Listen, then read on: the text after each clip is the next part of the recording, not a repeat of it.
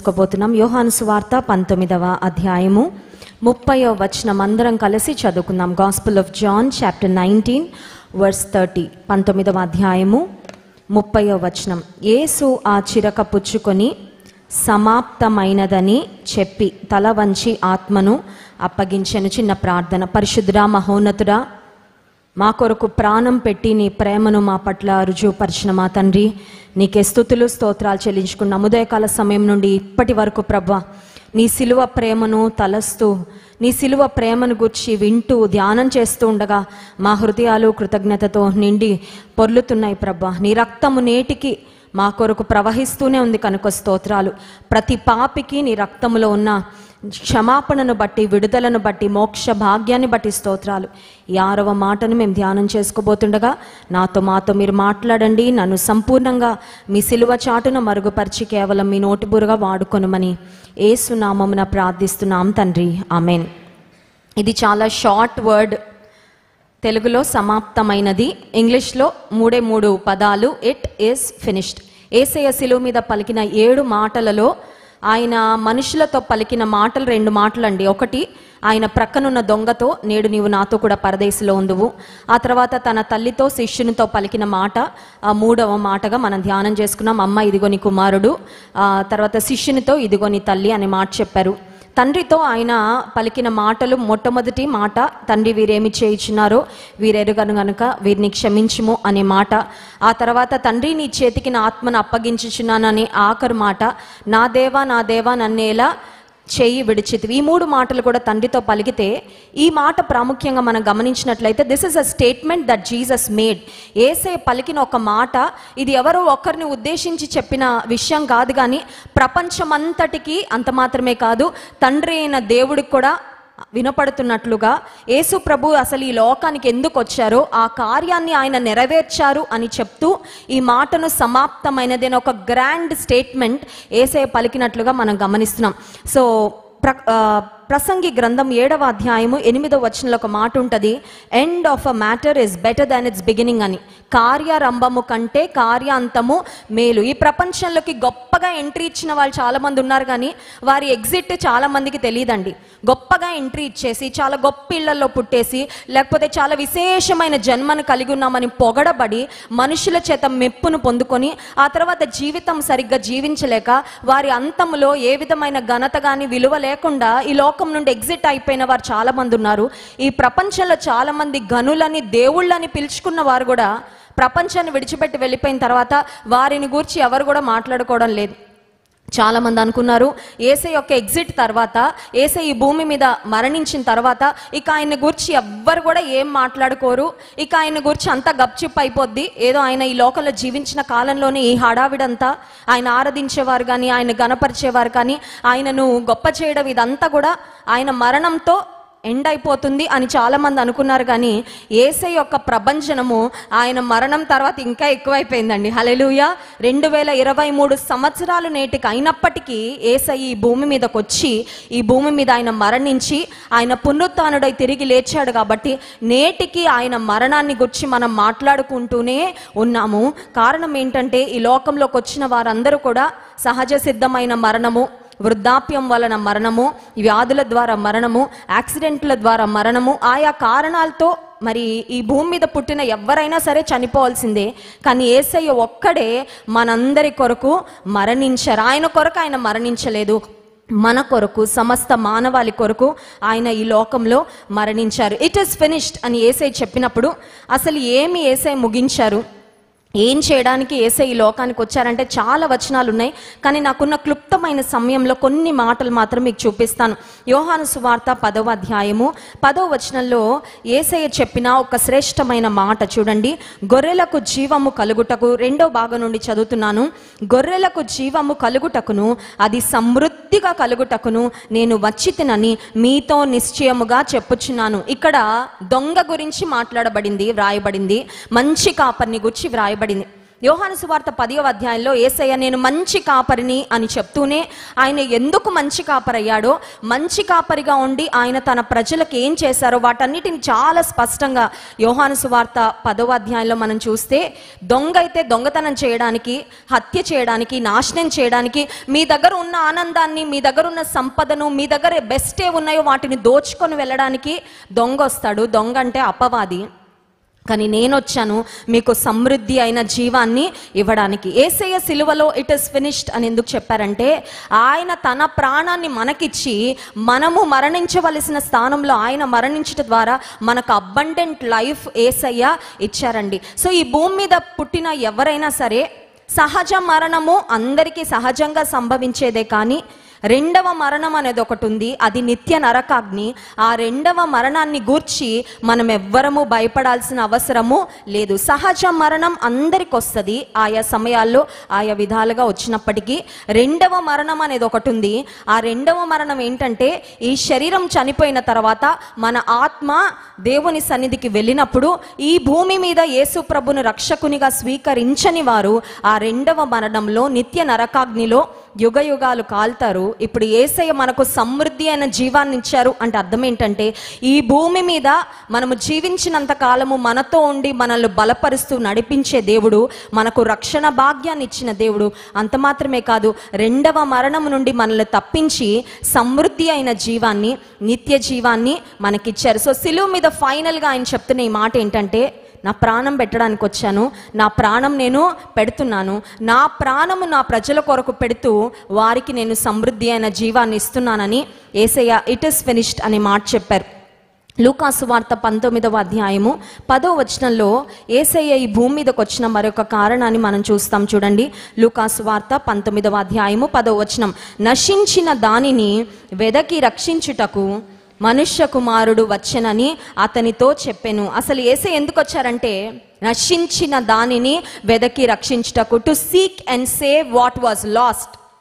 చెడిపోయిన వారిని, దూరంగా వెళ్ళిపోయిన వారిని, నశించిపోతున్న వారినే ఆయన వెదకి రక్షించడానికి వచ్చారంట. అందుకే ఈ లోకంలో యేసయ్య జీవించిన కాలంలో ఆయన పాపుల స్నేహితుడని పిలువబడ్డాడండి. He was called as sinners friend. అప్పుడు కొంతమంది పరిసయ్యులు అన్నారు యేసయ్యని విమర్శిస్తూ, ఈయనేంటి పరిశుద్ధుడు అని చెప్పుకుంటూ పాపులతో స్నేహం చేస్తున్నాడు ఏంటంటే, అప్పుడు యేసయ్య అంటారు, ఆరోగ్యవంతులకి వైద్యుడు అక్కర్లేదు, వ్యాధిగ్రస్తులకే కదా వైద్యుడు కావాల్సింది. అందుకని నేను నీతిమంతులను పిలువ రాలేదు కానీ పాపులను పిలువవచ్చాను అనే మాట యేసయ్య అక్కడ చాలా అద్భుతమైన క్లారిటీ ఇచ్చారండి. సో యేసయ్య ఈ భూమి మీదకి ఎందుకు వచ్చారంటే, నశించిన మనలను వెదకి రక్షించడానికి వచ్చారు. ఆయనను వెతుక్కుంటూ వెళ్ళాలంటే మనం ఎప్పటికీ వెళ్ళలేమండి. పరలోకానికి ఎవరైనా వెళ్ళగలమా? పరలోకానికి ఎవరైనా నిచ్చెన వేసుకొని ఎక్కగలరా? అతి పరిశుద్ధ స్థలములో కోటాను కోట్ల దూతల చేత పొగడబడుతున్న దేవుని దగ్గరకు వెళ్ళడానికి ఈ భూమి మీద ఉన్న మన జీవితాలు సరిపోవండి. ఈ భూమి మీద ఉన్న మన ప్రయత్నాలు సరిపోవు. ఆయనను మనం చేరుకోలేము. ఆయనే వెతుక్కుంటూ వచ్చారు. నశించిన దాన్ని వెదకి రక్షించడానికి ఆయన వచ్చారు. ఆ కార్యాన్ని ఆయన సిలువలో నెరవేర్చారు. మార్కు సువార్త 10వ అధ్యాయము 45వ వచనంలో కూడా ఇంకొక కారణాన్ని మనం చూస్తాం. చూడండి, మార్కు సువార్త 10వ అధ్యాయం 45వ వచనం, మనుష్య కుమారుడు పరిచారము చేయించుకొనుటకు రాలేదు కానీ పరిచారము చేయుటకును అనేకులకు ప్రతిగా విమోచన క్రయధనముగా తన ప్రాణం ఇచ్చుటకును వచ్చెను. విమోచన క్రయధనము, ransom, as a ransom for many. చెల్లించవలసిన రుణాన్ని ఆయన చెల్లించేశాడంట. ఇప్పుడు కొంతమంది పిల్లలు ఉంటారండి, తల్లిదండ్రుల పేరు చెప్పేసి అప్పులు తీసేసుకుంటూ ఉంటారు. అప్పులు తీసేసుకున్న తర్వాత అప్పుల వారు ఊరుకుంటారండి?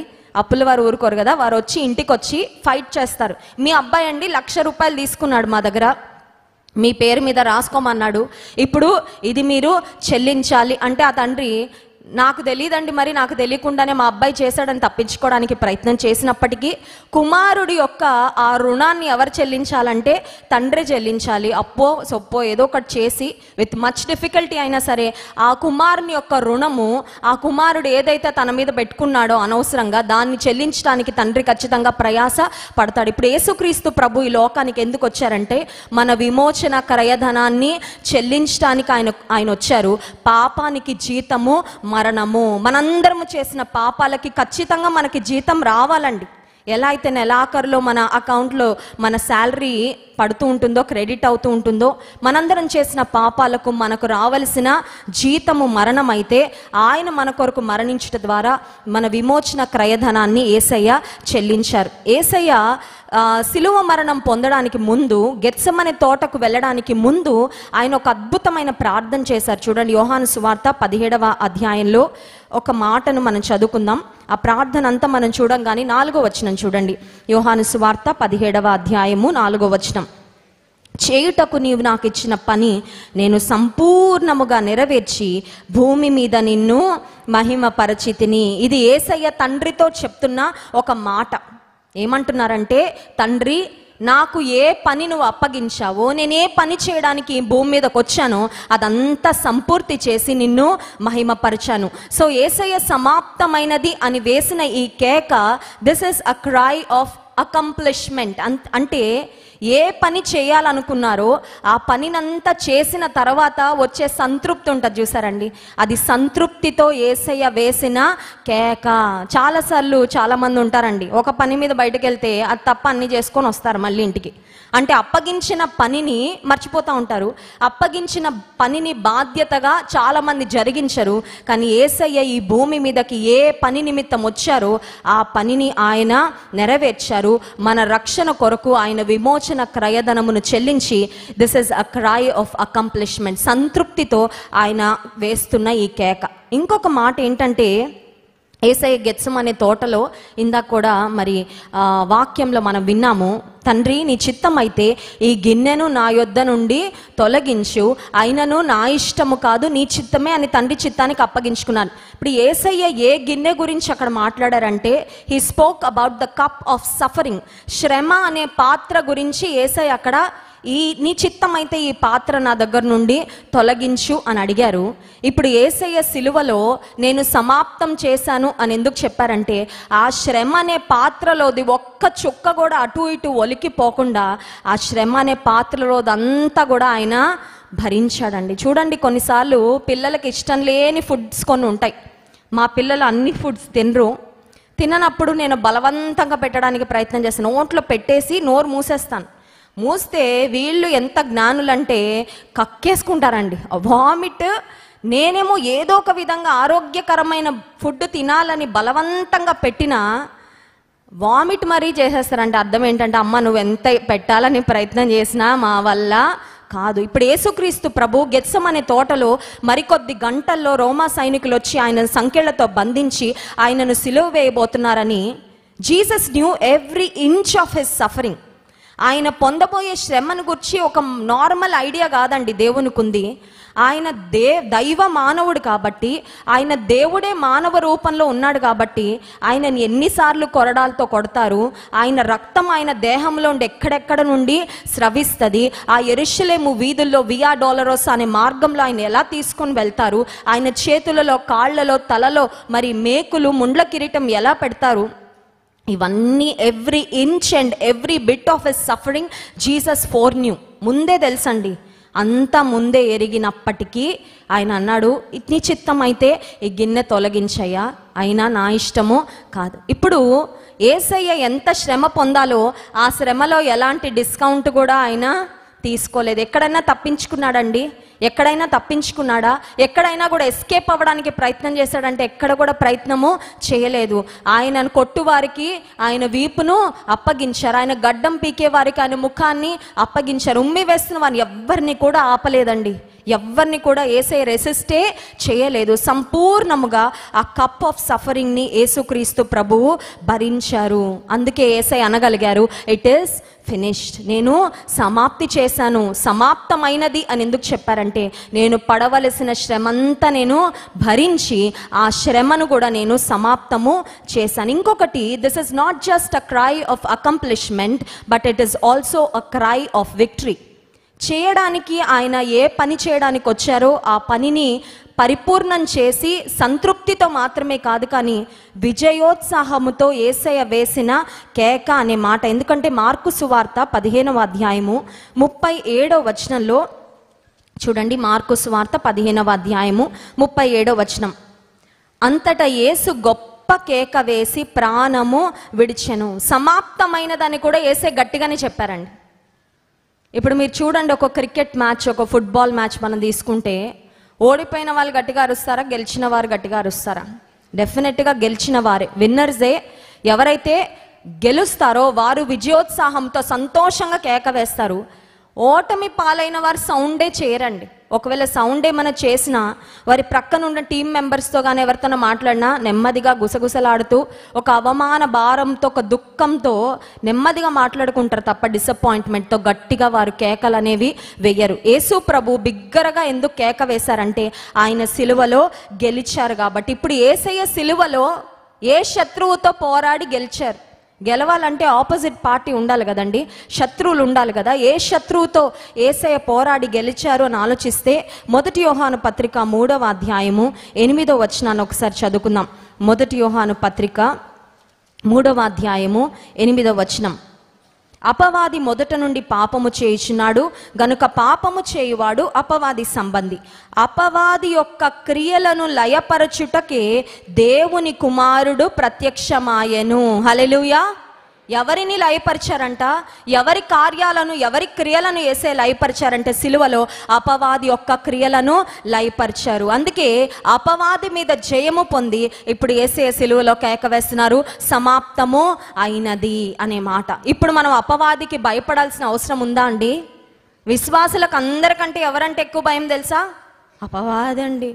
దేవుడు అంటే కూడా ఉండదండి అంత భయం. అపవాదండి. ఏం చేస్తాడు అపవాది? అపవాది ఏం చేయడే. అపవాది ఓడిపోయిన శత్రువే. నువ్వు దేవుని పక్షంగా ఉంటే మీలో ఉన్నవాడు లోకములో ఉన్నవాని కంటే గొప్పవాడు. హల్లెలూయా. అపవాది యొక్క బలమును యేసయ్య సిలువలో నిర్వీర్యం చేసి పడేశాడు. ఎలా అంటే ఒక పాము ఒక సర్పాన్ని దాని తలను కట్ చేసి పడేసాక కూడా తోక ఆడుతూ ఉంటుందంట. ఇప్పుడు అపవాదికి జీవం, ప్రాణము, శక్తి ఏమీ లేదు, కానీ వాడి తోక మాత్రమే ఆడిస్తున్నాడు. ఇప్పుడు అపవాది తోక ఆడిస్తుంటే చాలామంది విశ్వాసులు వాడి తోకను చూసి భయపడిపోతున్నారు. మనలో ఉన్న దేవుని శక్తిని కూడా చాలాసార్లు మరచిపోయి. So Jesus cried, it is finished, as a cry, as a shout of victory. విజయ కేకగా యేసయ్య ఈ మాటను సెలవిచ్చారు. ఇప్పుడు సమాప్తమైనది అని యేసయ్య చెప్పిన మాటను బట్టి మనము మన జీవితాలలో ఏం నేర్చుకోవాలి? What is life application? ఇప్పుడు యేసయ్య ఎందుకు చెప్పారనే మాట మనం తెలుసుకున్నాం. ఇప్పుడు ఆ మాటను మన జీవితాలకు ఎలా అన్వయించుకోవాలి అని ఆలోచన చేస్తే మత్తయి సువార్త 25వ అధ్యాయము 21వ వచనంలో ఒక యజమానుడు తన సేవకులను పిలిచి వారికి తలాంతులు ఇచ్చి వాటితో వ్యాపారం చేయమని దేశాంతరమునకు పోయి మళ్ళీ తిరిగి వచ్చాక వారిని లెక్క అడుగుతాడు. నేను మీకు వ్యాపారం చేయమని తలాంతులు ఇచ్చి వెళ్ళాను కదా, వాటిని ఒకసారి నాకు అకౌంట్స్ చూపించండి అని అడిగినప్పుడు మత్తయి సువార్త 25వ అధ్యాయము 21వ వచనం, 20వ వచనం చూద్దాం. అప్పుడు 5 తలాంతులు తీసుకొనిన వాడు మరి 5 తలాంతులు తెచ్చి, అయ్యా నీవు నాకు 5 తలాంతులు అప్పగించితివే, అవియు కాక మరి 5 తలాంతులు సంపాదించితినని చెప్పెను. అతని యజమానుడు, భళా నమ్మకమైన మంచి దాసుడా, నీవు కొంచెములో నమ్మకముగా ఉంటివి, నిన్ను అనేకమైన వాటి మీద నియమించెదను, నీ యజమాని సంతోషములో పాలు పొందుమని అతనితో చెప్పెను. ఇప్పుడు యేసయ్య సిలువలో ఇట్ ఇస్ ఫినిష్డ్ అని ఆయన ఈ భూమి మీదకి వచ్చిన పనిని నెరవేర్చి చెప్పారు. ఇప్పుడు మనందరికీ కూడా ఒక సమయం వస్తుందండి, ఈ భూమి మీద మన ప్రయాణాన్ని ముగించుకొని దేవుని సన్నిధికి వెళ్ళే సమయం ఒకటి వస్తుంది. అది త్వరగా రావాలని ఎవరు కోరుకోరు, కానీ ఎప్పుడో ఒకప్పుడు అయితే అది ఖచ్చితంగా వస్తుంది. ఇప్పుడు ఆ సమయం వచ్చినప్పుడు దేవుని ఎదుట నిలబడినప్పుడు మనము దేవుని నుండి ఏ మాట పొందుకోవాలని ఆశపడాలంటే, బలా నమ్మకమైన మంచి దాసుడా. ఈ మంచి మాట, ఈ పెద్ద సర్టిఫికేట్ ఎలా వస్తుంది? నోబెల్ ప్రైజ్ ఎవరికి వస్తుంది? పద్మశ్రీ ఎవరికి వస్తుంది? అవార్డులు, రివార్డులు ఎవరికి వస్తాయంటే, జీవితాన్ని అనాలోచితంగా టైంపాస్ చేసుకుంటూ ఒక గురి గమ్యం లేకుండా ఇష్టానుసారంగా బ్రతికే వాళ్ళు జీవితంలో ఏది కూడా సాధించలేరు. ఇప్పుడు మనము, దేవుడు మనకిచ్చిన జీవితం ఒక బహుమానం కాబట్టి ఈ జీవితాన్ని దేవుని చిత్తానుసారంగా జీవిస్తూ, దేవుని మహిమార్థంగా జీవిస్తూ, దేవుని ఉద్దేశాలను తెలుసుకొని మనం బ్రతికినప్పుడు మనం కూడా పౌలు భక్తునిలా ఒక మాట చెప్పగలమండి. పౌలు భక్తుడు తన జీవిత ఆఖరి దినాల్లో ఒక మాట అంటాడు, మంచి పోరాటమును పోరాడి తిని, నా పరుగు కడముట్టించి తిని, విశ్వాసమును కాపాడుకుంటుని, ఇక మీదట నా కొరకు నీతి కిరీటము ఉంచబడి ఉన్నది. ఇంత కాన్ఫిడెంట్గా ఎలా చెప్పారు పౌలు గారు అంటే నాకు తెలుసు, because I lived my life to the fullest extent for the glory of God. దేవుని మహిమ కొరకు నా ఆఖరి శ్వాస వరకు ఆయన కొరకే నేను జీవించాను కాబట్టి నాకు ఆ కాన్ఫిడెన్స్ ఉంది. ప్రతి విశ్వాసి కూడా ప్రయాసపడాలండి. పెళ్ళైన వారు నా భర్త నన్ను మెచ్చుకోవాలని కాదు ప్రయాసపడాల్సింది, నా భార్య నన్ను పొగడాలని కాదు, లేకపోతే మా పిల్లలు పొగడాలను, లేకపోతే ఉద్యోగ స్థలంలో బాస్ మెచ్చుకోవాలను, లేకపోతే ఇంకెవరో నన్ను గుర్తించి గవర్నమెంట్ వాళ్ళు ఏదో అవార్డ్స్ ఇవ్వాలనో, వీటన్నిటి కొరకు కాదు మన తాపత్రయపడాల్సింది. కానీ దేవుడు ఒక దినం ఆయన ఎదుట నేను నిలబడినప్పుడు, భలా నమ్మకమైన మంచి దాసుడా, మంచి Dasu, well done good and faithful servant అని దేవుని మెప్పు కొరకు మనము కూడా జీవించాలి. రెండవది చూడండి, ఈ లోకంలో యేసయ్య వల్లే మనం కూడా ఎప్పుడు మన జీవితాన్ని ఆయన చిత్తానుసారంగా నేను ఆయన మహిమార్థమై జీవించాను అని చెప్పగలమంటే, లూకాసు వార్త 2వ అధ్యాయము 51వ వచనంలో ఒక మాట రాయబడింది చూడండి. లూకాసు వార్త యేసయ్య జీవించిన దినాల్లో ఒక బాలుడుగా ఉన్నప్పటి నుండి ఆయన యొక్క అనుభవము. లూకాసు వార్త 2వ అధ్యాయము 51వ వచనం, అంతటా ఆయన వారితో కూడా బయలుదేరి నజరేతునకు వచ్చి వారికి లోబడి ఉండెను. ఎవరికి లోబడి ఉన్నారంట యేసయ్య? తల్లిదండ్రులకు లోబడి ఉన్నారంట. నేను దేవుడిని కదా, వీళ్ళు జస్ట్ ఒక పాత్రలుగా వీరిని ఉపయోగించుకున్నాను, మరియను ఉపయోగించుకున్నానని తల్లిదండ్రులను యేసుక్రీస్తు ప్రభువు తక్కువ చేయలేదు, వారికి లోబడి ఉన్నారంట. ఈ లోకంలో మనము కూడా మన జీవితాన్ని దేవునికి ఇష్టానుసారంగా ఎప్పుడు జీవించగలమంటే when we live an obedient life. యేసయ్య యొక్క విధేయతను గురించి ఇంకొక వచనం ఉంది చూడండి. ఫిలిప్పీ పత్రిక 2వ అధ్యాయము 7-8 వచనాలు. ఫిలిప్పీ పత్రిక 2వ అధ్యాయము 7-8 వచనాలు. మనుష్యుల పోలికగా పుట్టి దాసుని స్వరూపము ధరించుకొని తన్ను తానే రిక్తునిగా చేసుకొనెను, మరియు ఆయన ఆకారమందు మనుష్యుడుగా కనబడి మరణము పొందునంతగా, అనగా శిలువ మరణము పొందునంతగా విధేయత చూపిన వాడై తన్ను తాను తగ్గించుకొనెను. యేసయ్య ఇంత విధేయత చూపిస్తే మనం ఎంత విధేయత చూపించాలి? ఈ లోకంలో టఫెస్ట్ థింగ్ ఏంటో తెలుసా అండి? విధేయత చూపించడం, అవునా కదా? విధేయత చూపించటము ఇట్స్ అ టఫెస్ట్ థింగ్. కనిపించే పెద్దలకు, కనిపించే తల్లిదండ్రులకు, కనిపించే దేవుడు మన మీద పెట్టిన అధికారులకు లోబడడం నేర్చుకుంటే అది ప్రాక్టీస్ అయితే, కనబడని దేవుడికి కూడా మనము విధేయత చూపించగలం. అందుకే దేవుడు ఆయనకు విధేయత చూపించాలని చెప్తూనే ఈ భూమి మీద కూడా మన పైన కొంతమందిని పెట్టాడండి. భార్యలారా భర్తలకు లోబడి ఉండండి, పిల్లలారా తల్లిదండ్రులకు లోబడి ఉండండి, ఇది ధర్మమే. మీ అధికారులకు లోబడి ఉండండి, వారిని దేవుడే మీకు ఇచ్చారు కాబట్టి వారికి లోబడి ఉండండి అన్నమాట. సో లోబడి ఉండే జీవితాలు ఖచ్చితంగా ఒక సార్థకతను, ఒక పరిపూర్ణతను, దేవునికి మహిమను తెచ్చే జీవితాలుగా ఖచ్చితంగా ఉంటాయి. ఇంకొక మాట, 3వ అంశం చూడండి. దేవునికి మహిమార్థంగా మనం జీవించి మనం కూడా ఒక రోజు వచ్చినప్పుడు ఇట్ ఈస్ ఫినిష్డ్, దేవుని ఉద్దేశాన్ని నేను నెరవేర్చాను, దేవుని మహిమ కొరకు బ్రతికాను అని ఎప్పుడు చెప్పగలమంటే we must die to self. మనము అనే దాన్ని సిలువ వేయాలండి. గలతీ పత్రిక 2వ అధ్యాయము 20వ వచనం చూడండి. గలతీ పత్రిక 2వ అధ్యాయము 20వ వచనం, నేను క్రీస్తుతో కూడా సిలువ వేయబడి ఉన్నాను, ఇకను జీవించువాడను నేను కాను, క్రీస్తే నా యందు జీవించుచున్నాడు.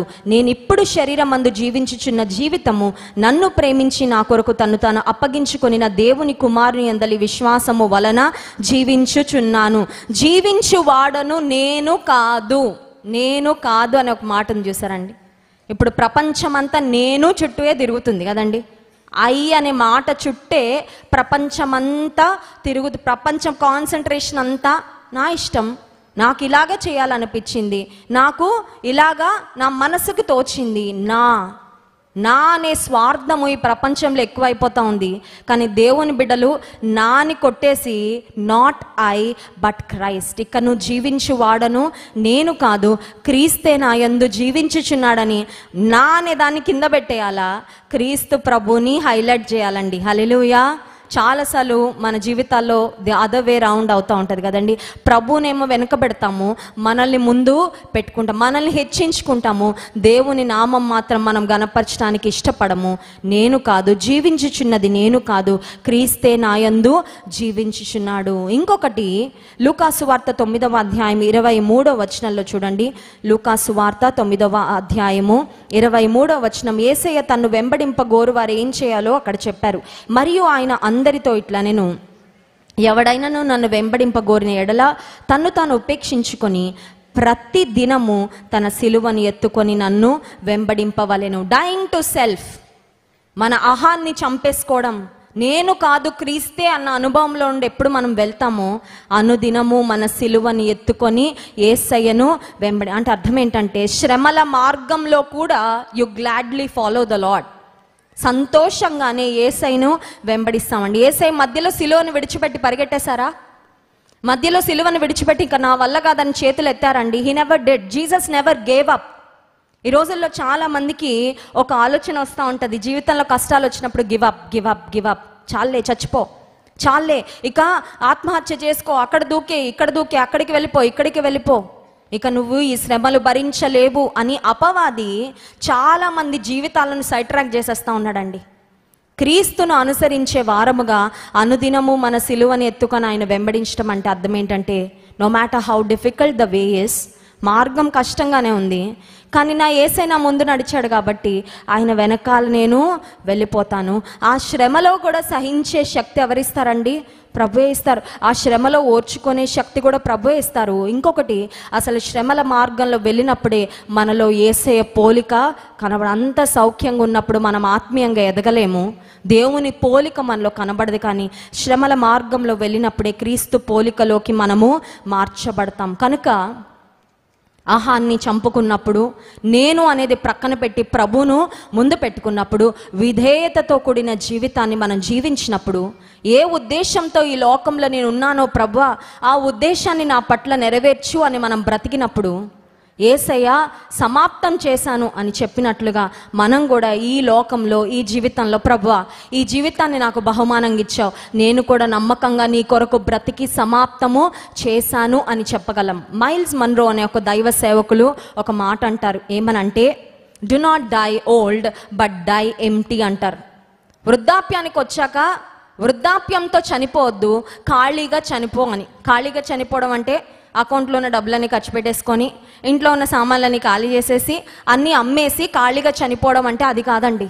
డై ఎంప్టీ అంటే అర్థం ఏంటంటే, నీలో దేవుడు పెట్టిన తలాంతులు, నీలో దేవుడు పెట్టిన వరాలు, నీలో దేవుడు పెట్టిన మంచి ఉద్దేశాలు, నీలో దేవుడు పెట్టిన శక్తి, నీలో దేవుడు పెట్టిన కేపబిలిటీస్ అన్నీ కూడా వాడేసి దేవుని కొరకు, ఇదిగో ప్రభువా చేయాల్సినవన్నీ చేశాను, ఇదిగో నాకు ఈ తలాంతులు ఇచ్చేవన్నీ నీ కొరకు వాడాను, ఇదిగో ప్రభువా నీ కొరకు ఈ పాటలు పాడాను, ఇదిగో ప్రభువా నీ కొరకు ఇలా సువార్త ప్రకటించాను, ఇదిగో ప్రభువా నీ కొరకు ఇలా నాకున్న ధనాన్ని నీ పరిచర్యలో నేను వినియోగించాను అని ఖాళీగా దేవుని కొరకు మనము చనిపోవాలంటండి. But the unfortunate thing is, ఈ లోకంలో చాలామంది సమాధి దగ్గరికి, సమాధిని సంతోషపెడతా వెళ్తున్నారు. సమాధిని సంతోషపెడతా వెళ్ళడం అంటే ఏంటంటే, సమాధిలో చాలా వాడబడని తలాంతులు, కనిపెట్టబడని వస్తువులు, ఆ తర్వాత రాయబడని పాటలు, వ్రాయబడని పుస్తకాలు, వేయబడని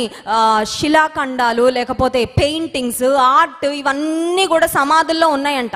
అందుకనే the richest place in the world is not the gold mines of South Africa, it is not the oil mines in Middle East, but they are the cemeteries అన్నాడు ఒక దైవజనుడు. ఈ ప్రపంచంలో గొప్ప ప్రదేశాలట సౌత్ ఆఫ్రికాలో ఉండే బంగారు గనులు కాదంట, లేకపోతే మనకి గల్ఫ్ దేశాల్లో కనబడే ఆయిల్, క్రూడ్ ఆయిల్ అవి దొరికే గనులు కాదంట, సమాధులంట. అదేంటండి ఇలా చెప్తారు? సమాధులు ఉంచబడే స్థలంలో సంపద ఉంటుందా అంటే సంపద ఉంది. సంపద ఎందుకు ఉందంటే, అక్కడ చాలా మంది చనిపోయారు, దేవుడు వాళ్ళకి చెప్పారు, నువ్వు బ్రతికిన కాలంలో నా కొరకు ఇలా చేయాలి, నా కొరకు పలానవి నువ్వు చేయాలి, నీలో ఈ తలాంతులు పెట్టాను, వీటిని ఈ ప్రపంచానికి నువ్వు ఇలా అందించని చాలా చెప్తే, చాలామంది రేపు చూసుకుందాంలే, ఎల్లుండి చూసుకుందాంలే, మళ్ళీ ఆలోచిద్దాంలే, ఇంకా బోలెడు టైం ఉంటుందిలే, ఉదయకాల సమయంలో డాక్టర్ ప్రదీప్ సుందర్ గారు చెప్పారు, టైం చాలా ఉంది అనుకుంటున్న వాళ్ళకి ఒక బ్యాడ్ న్యూస్, టైమే లేదని చెప్పారు. విన్నారండి? ఒక్కసారి గుండెలాగా అయిందా అవ్వలేదా మీకు? మీరు జాగ్రత్తగా వినుంటే కొద్దిగా ఒక వేకప్ కాల్ లాగా అయిందండి. ఆ మాటలు విన్నప్పుడు ఒక మెలకు వచ్చింది. ఎందుకంటే చాలామంది అనుకుంటే ఇంకా చాలా టైం ఉంది, I have lot of time to do so many things, రేపు చేద్దాంలే, నెక్స్ట్ ఇయర్ చేద్దాంలే, వాయిదాలు వేస్తూ ఉంటారు చాలామంది. దేవుడు పాటలు రాయాలని ప్రేరేపణిస్తే చాలామంది రాయట్లా, పాటలు పాడాలని ప్రేరేపణిస్తే తర్వాత చూద్దాంలేండి, దేవుని కొరకు శక్తిని బలాన్ని వాడాలని ప్రేరేపణిస్తూ ఉంటే చాలామంది వాడట్లేదు.